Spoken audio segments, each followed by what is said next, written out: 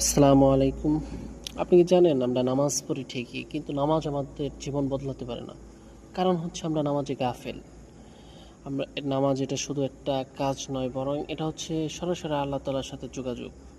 আজকের বাস্তবতা হলো আমরা নামাজ পড়ি ঠিকই, কিন্তু মন থাকে ফোনে, মন থাকে দুনিয়ার ব্যস্ততায়।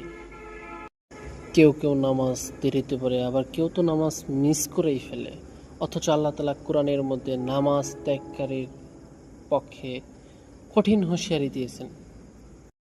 নামাজে গাফলতির বড় কয়েকটি কারণ হলো দুনিয়ার ব্যস্ততা, মোবাইল, সোশ্যাল মিডিয়ার আসক্তি, নামাজে গুরুত্ব না দেওয়া এবং গুনার কারণে অন্তর কঠিন হয়ে যাওয়া। আর নামাজ আস্তে আস্তে আমাদের একটা দৈনিক অভ্যাসে পরিণত হতে হবে। এবং নামাজে গাফলতির কারণে অনেক ক্ষতি রয়েছে, যেমন হৃদয় শান্তি হারিয়ে ফেলে, বরকত কমে যায়, গুনাহ বাড়তে থাকে এবং আল্লাহ তাআলার সাথে সম্পর্ক দুর্বল হয়ে যায়। আর সবথেকে বড় ক্ষতি হলো এই গাফলতেই আস্তে আস্তে মানুষকে আল্লাহ তাআলা থেকে অনেক দূরে সরিয়ে নিয়ে যায়। এখন প্রশ্ন হলো আমরা কি করব, এগুলো থেকে বাঁচবো কিভাবে? তো এর জন্য হলো নামাজের সময় হলে সাথে সাথে প্রস্তুতি নেব, মোবাইলটা সাইডে রেখে দেব, অর্থ বুঝে বুঝে নামাজ পড়ার চেষ্টা করব এবং ছোট হলেও নামাজটা সর্বদাই বজায় রাখার চেষ্টা করব। মনে রাখবেন, নামাজ এটা শুধু একটা এবাদত না, বরং এটা আমাদেরকে রক্ষা কবচ, বিপদ আপদ থেকে আমাদেরকে রক্ষা করে। কারণ যে ব্যক্তি নামাজে গুরুত্ব দেয়, আল্লাহ তাআলা তার জীবনকে সুন্দরভাবে সাজিয়ে দেন। আল্লাহ তাআলা আমাদের সবাইকে নামাজের মধ্যে মনোযোগী বানাক এবং নামাজে গুরুত্ব দেওয়ার তৌফিক দিক। আমিন। সবাইকে দাওয়াত টিভির সাথে থাকার অনুরোধ রইল। আসসালামু আলাইকুম ওয়া রাহমাতুল্লাহি। আসসালামু আলাইকুম। আপনি কি জানেন আমরা নামাজ পড়ি ঠিকই, কিন্তু নামাজ আমাদের জীবন বদলাতে পারে না। কারণ হচ্ছে আমরা নামাজে গাফেল।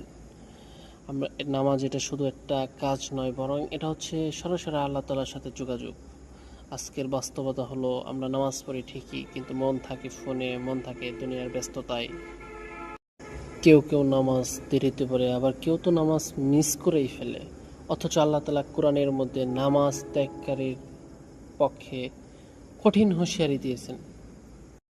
নামাজে গাফলতির বড় কয়েকটি কারণ হলো দুনিয়ার ব্যস্ততা, মোবাইল, সোশ্যাল মিডিয়ার আসক্তি, নামাজে গুরুত্ব না দেওয়া এবং গুনার কারণে অন্তর কঠিন হয়ে যাওয়া। আর নামাজ আস্তে আস্তে আমাদের একটা দৈনিক অভ্যাসে পরিণত হতে হবে। এবং নামাজে গাফলতির কারণে অনেক ক্ষতি রয়েছে, যেমন হৃদয় শান্তি হারিয়ে ফেলে, বরকত কমে যায়, গুনাহ বাড়তে থাকে এবং আল্লাহ তাআলার সাথে সম্পর্ক দুর্বল হয়ে যায়। আর সবথেকে বড় ক্ষতি হলো এই গাফলতেই আস্তে আস্তে মানুষকে আল্লাহ তাআলা থেকে অনেক দূরে সরিয়ে নিয়ে যায়। এখন প্রশ্ন হলো আমরা কি করব, এগুলো থেকে বাঁচবো কিভাবে? তো এর জন্য হলো নামাজের সময় হলে সাথে সাথে প্রস্তুতি নেব, মোবাইলটা সাইডে রেখে দেব, অর্থ বুঝে বুঝে নামাজ পড়ার চেষ্টা করব এবং ছোট হলেও নামাজটা সর্বদাই বজায় রাখার চেষ্টা করব। মনে রাখবেন, নামাজ এটা শুধু একটা এবাদত না, বরং এটা আমাদেরকে রক্ষা কবচ, বিপদ আপদ থেকে আমাদেরকে রক্ষা করে। কারণ যে ব্যক্তি নামাজে গুরুত্ব দেয়, আল্লাহ তাআলা তার জীবনকে সুন্দরভাবে সাজিয়ে দেন। আল্লাহ তাআলা আমাদের সবাইকে নামাজের মধ্যে মনোযোগী বানাক এবং নামাজে গুরুত্ব দেওয়ার তৌফিক দিক। আমিন। সবাইকে দাওয়াত টিভির সাথে থাকার অনুরোধ রইল। আসসালামু আলাইকুম ওয়া রাহমাতুল্লাহি।